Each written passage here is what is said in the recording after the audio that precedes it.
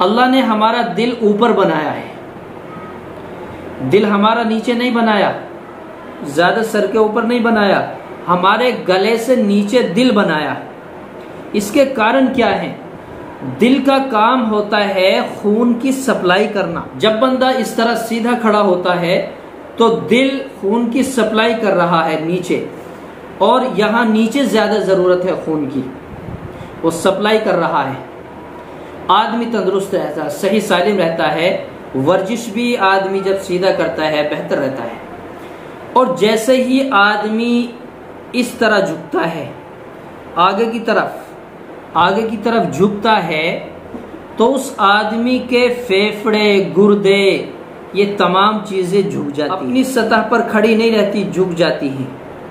फिर फर्क पड़ता है, फिर कमर का दर्द बनता है, पथरियां बनती हैं, गुर्दों में इन्फेक्शन होते हैं, आंतें कमजोर हो जाती हैं।